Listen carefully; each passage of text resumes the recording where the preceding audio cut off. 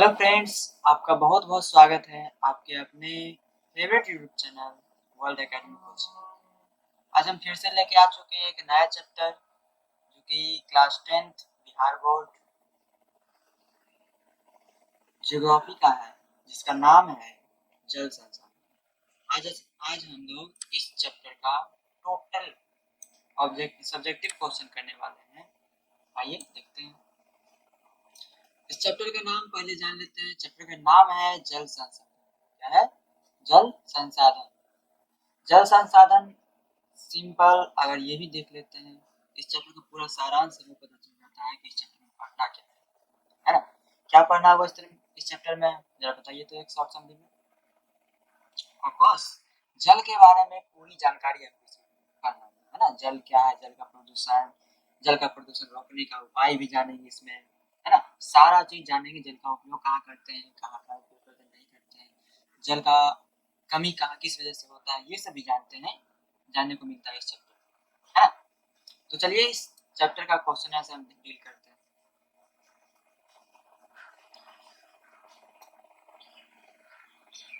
First question हम लोग को इसमें मिलता है, जल किस प्रकार एक महत्वपूर्ण संसाधन है।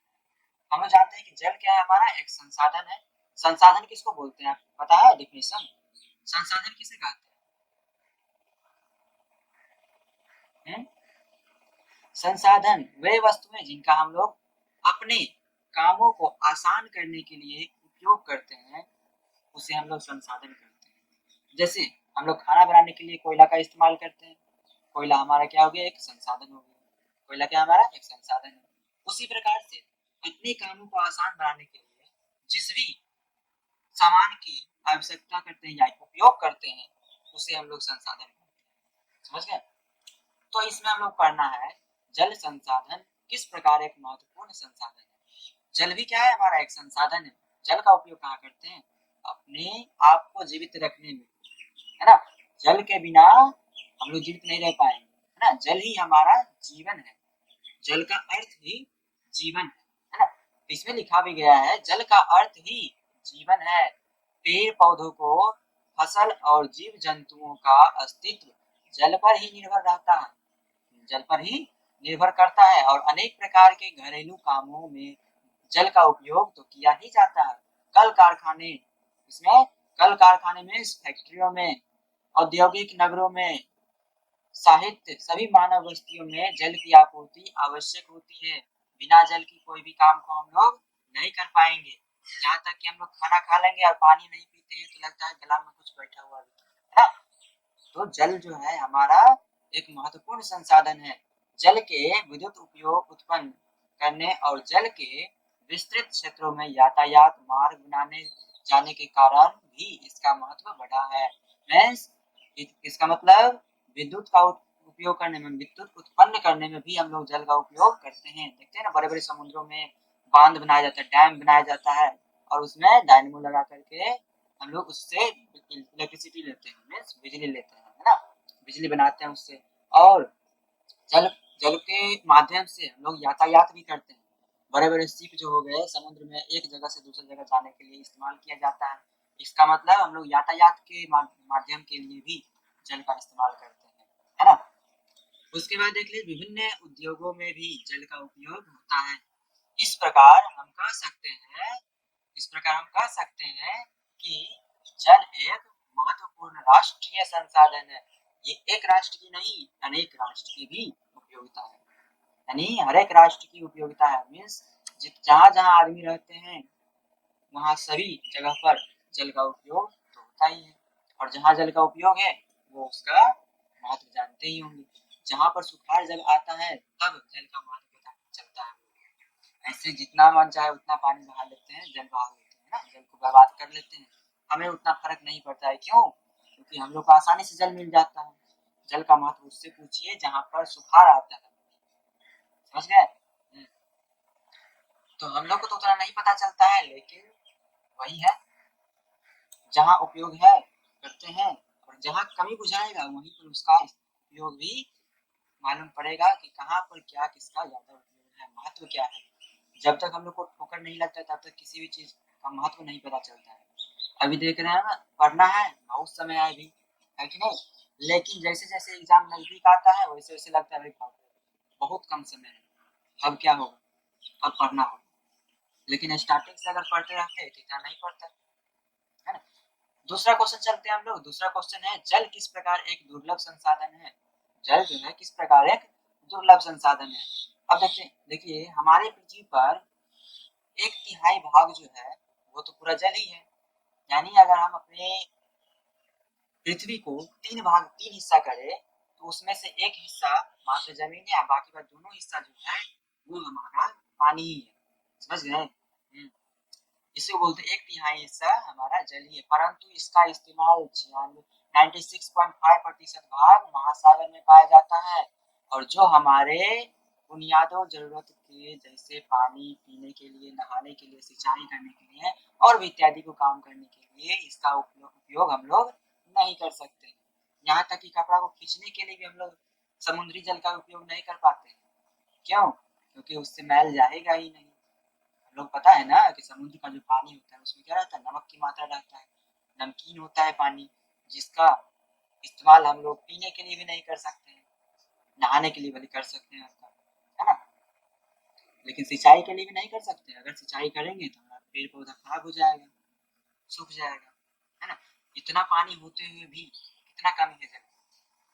नेक्स्ट, पीने लायक मीठा जल मात्र 2.5% है, मीन्स 2.5% ही है, परंतु इसका भी 70% भाग जो है वो ग्रीनलैंड जैसे अंटार्कटिका तथा महासागर, हिमालय में से हिम शिखरों एवं महानदी में बर्फ के रूप में है।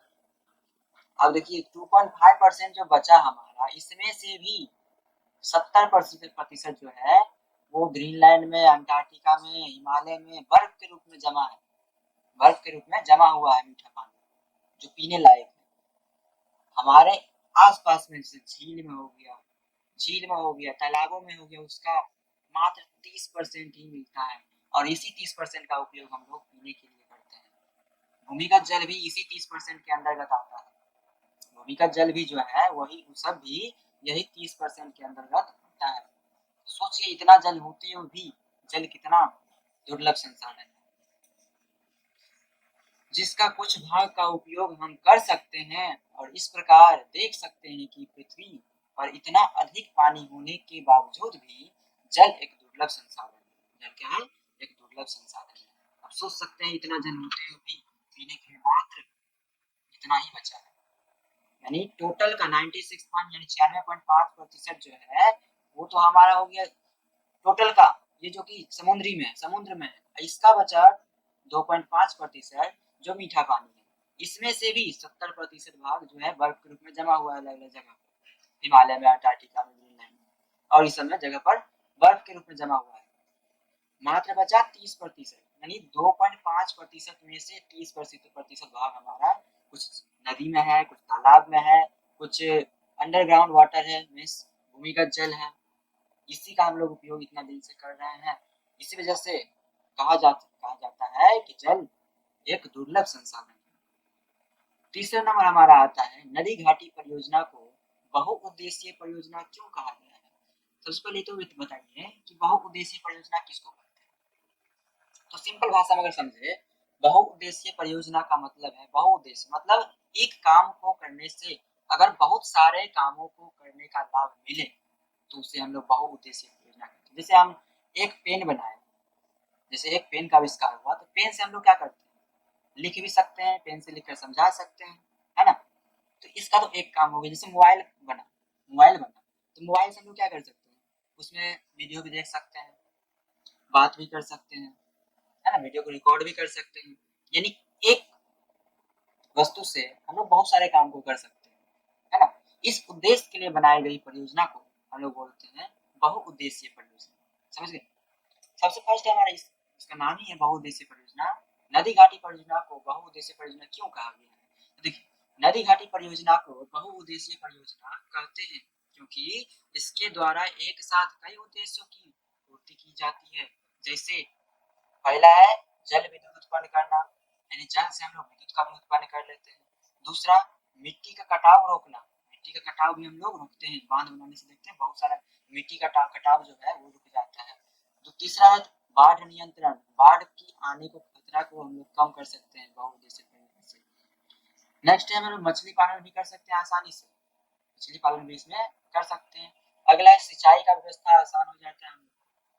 अगला है नहर निकालकर यातायात की सुविधा को भी बढ़ाया जा सकता है, और भी इसके अलावा और भी बहुत सारे काम को एक साथ किया जा सकता है, जिस वजह से हम लोग नदी घाटी परियोजना को बहुउद्देशीय परियोजना कहते हैं।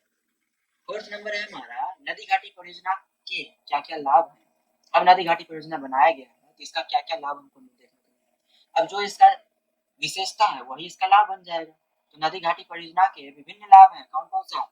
जल विद्युत उत्पन्न करना, मिट्टी का कटाव रोकना, बाढ़ नियंत्रण करना, मछली पालन करना, सिंचाई का व्यवस्था बनाना, नहर निकालकर यातायात की सुविधा को बढ़ाना और इत्यादि। यानी अगर ऊपर वाला हम एक क्वेश्चन याद करते हैं तो इससे रिलेटेड हमको सेम बस थोड़ा सा चेंज कर लेंगे, दूसरा क्वेश्चन भी आराम से याद हो जाएगा, है ना। तो रिलेट करके जब पढ़ते हैं तो हम लोग को याद करना जो है होता है वो आसान हो जाता है, याद करना बहुत आसान हो जाता है जब रिलेट करके पढ़ते हैं। तो इसलिए बोला जाता है कि एक दूसरे से रिलेट करके पढ़िए, जोड़ करके पढ़िए, तो हम लोग को याद करने में आसान हो, रटना ना पड़े। ऐसा सुनिए, ऐसा पढ़िए कि रटना ना पड़े, उसे रट के याद है, समझ के पढ़िए तुरंत याद हो जाए। लेकिन अगर रटे तो वो एक तरह रटू तोता हो, समझिए समझिएगा नहीं, आज याद है कल भूल जाएगा, तो समझना बहुत इम्पोर्टेंट है। ठीक। पांचवा नंबर है हमारा नदी घाटी परियोजना के क्या क्या दुष्परिणाम है। नदी घाटी परियोजना अगर बनाते हैं तो उसका क्या क्या दुष्परिणाम है, क्या क्या हानि है, हम बोल सकते हैं, या फिर ये क्वेश्चन ये भी हो सकता है नदी घाटी परियोजना के क्या क्या क्या हानि, परियोजना से क्या क्या हानि हो सकता है। तो देखिए नदी घाटी परियोजना के विभिन्न दुष्परिणाम है, और सारे दुष्परिणाम कौन कौन सा? पहला, जल की प्रदूषण से जलीय जीव मरने लगते हैं, या क्या होगा? मरने लगते हैं, मरने लगते हैं। क्या बोलते हैं? जब एक जगह इकट्ठा कर दी, बांध बना दी, बांध बनाकर रोक दिए, तो पानी तो मूव किया नहीं, एक जगह से दूसरी जगह गया नहीं, तो एक तरह से जल प्रदूषण का खतरा बन जाता है। और जल प्रदूषण से जलीय जीव जो है वो मरने लगते हैं।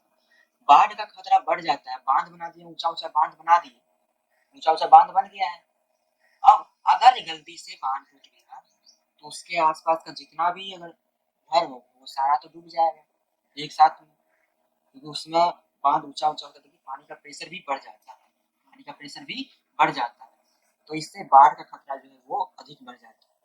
इसलिए बोला जाता है बांध को अगर बनाया जाए तो मजबूती से ही बनाया जाए, अगर कमजोर बांध बनाए तो फिर एक तरह से दुर्घटना का शिकार हो सकते हैं। तीसरा नंबर, विस्थापन की समस्या उत्पन्न हो जाती है। बाढ़ आ जाएगा तो ऑटोमेटिक वहां से जगह खाली करके जाना ही पड़ेगा। अगर बांध कमजोर हो गया है तो वहां से खाली करके जाना ही पड़ेगा जगह को, नहीं तो अगर अचानक से टूट गया तो फिर तो भागने का मौका भी नहीं देगा, अधिकतर जान माल की ये हानि होगा। नेक्स्ट है हमारा 6 नंबर क्वेश्चन, भारत के प्रमुख नदी घाटी परियोजना का वर्णन करें। भारत के प्रमुख नदी घाटी परियोजना का वर्णन करें। भारत में कौन कौन सा नदी घाटी परियोजना है ये मुख्य है, ये क्वेश्चन में आता भी है, ये वीवीआई है। क्या है? वीवीआई है, और इसकी अगर एक एक को भी पूछ सकता है, जैसे बोलेगा नदी घाटी परियोजना का वर्णन करें, या नदी घाटी परियोजना किस नदी पर बनाया गया। तो देखिए भारत में विभिन्न प्रकार की नदी घाटी परियोजना है। पहला, दामोदर घाटी परियोजना। कौन है? दामोदर घाटी परियोजना। यह स्वतंत्र भारत की सबसे पहली नदी घाटी परियोजना है। ये भी क्वेश्चन पूछ सकता है कि भारत की स्वतंत्र भारत की सबसे पहला नदी घाटी परियोजना कौन है? तो यही है हमारा नदी घाटी परियोजना, दामोदर घाट नदी घाटी परियोजना। क्या है? दामोदर घाट नदी घाटी परियोजना। इस परियोजना में दामोदर और उसकी सहायक नदियों पर छोटे छोटे बांध बनाकर कई जल विद्युत उत्पन्न केंद्र बनाए गए हैं, और इससे छोटा नागपुर और पश्चिम बंगाल को लाभ मिला है। सबसे पहले तो दामोदर नदी घाटी परियोजना किस नदी पर बनाया गया है? तो दामोदर नदी पर। कौन सा नदी पर? दामोदर नदी पर। उसके बाद इससे क्या क्या लाभ, किसको तो ज्यादा लाभ मिला है? तो छोटा नागपुर और पश्चिम बंगाल के जो लोग हैं, वहां रहने वाले जो इस जगह पर रहने वाले लोग हैं, उनको अधिक लाभ हुआ है इस नदी घाटी परियोजना से। ठीक है। नेक्स्ट है दूसरा नंबर हमारा भाखड़ा नांगल परियोजना। भाखड़ा नांगल परियोजना सतलज नदी पर बनाया गया है। कौन सा नदी पर? सतलज नदी पर बनाया गया है, और इसकी ऊंचाई कुल 226 मीटर इसका ऊंचाई कितना है 226 मीटर है और एशिया का सबसे ऊंचा और विश्व का द्वितीय सर्वोच्च बांध भाखड़ा नागल बांध है। यानी अगर इंडिया का बोला जाए भारत का तो एशिया का भारत का ही नहीं एशिया का सबसे ऊंचा बांध ये हो जाएगा आपका भाखड़ा नागल बांध और विश्व का दूसरा सबसे बड़ा बांध ये है हमारा भाखड़ा नागल बांध जिसकी ऊंचाई कितनी है 226 मीटर कितना है 226 मीटर ठीक है और विश्व का होगी दूसरा ने और यहाँ जलाशय का नाम सिखों के 10वें गुरु आपको पता है सिखों के 10वें गुरु कौन थे गुरु गोविंद सिंह जिनका जन्म स्थान कहाँ है पाटलिपुत्र में है ना यस पटना में और सिख सिंह नाम है और गोविंद सागर झील रखा गया है और क्या इसको किस नाम से जानते हैं गोविंद सागर झील भी इनको बोला जाता है इसमें भाखड़ा नागल बांध परियोजना को और यह भारत की सबसे बड़ी बहुउद्देशीय परियोजना ये क्या था हमारा भाखड़ा नागल बांध तो विश्व की दूसरी और एशिया का सबसे ऊंचा बांध है और इसका सबसे ऊंचा है सबसे नामी भी है सबसे बड़ा है इसका उद्देश्य भी बहुत ज्यादा होगा यानी इससे बहुत गांवों को बहुत शहरों को इसका लाभ मिलेगा इसलिए ये सबसे बड़ा बहुउद्देशीय परियोजना है समझ गए नेक्स्ट है हमारा हीराकुंड बांध या हीराकुंड परियोजना महानदी पर ये कहाँ बनाया गया है महानदी पर बनाया गया है स्थित है यह सागर के सबसे लंबा बांध है और यह संसार का सबसे लंबा बांध है जो उड़ीसा में है जो कि कहाँ है उड़ीसा में है और इसकी लंबाई 4801 मीटर है इसकी कितना लंबाई है 4801 मीटर ठीक है इसका मतलब 4 किलोमीटर 801 मीटर है ना नेक्स्ट है हमारा कोसी परियोजना बिहार की शोक नदी पर कोसी नदी पर यह परियोजना स्थित है यानी बिहार की शोक नदी किसको जाना जाता है कोसी नदी को है ना और कोसी नदी पर यह कोसी परियोजना बनाया गया है और इसका मुख्य उद्देश्य बाढ़ नियंत्रण है क्या है इसका मुख्य उद्देश्य जो है बाढ़ नियंत्रण है और सिंचाई और जल विद्युत उत्पन्न करना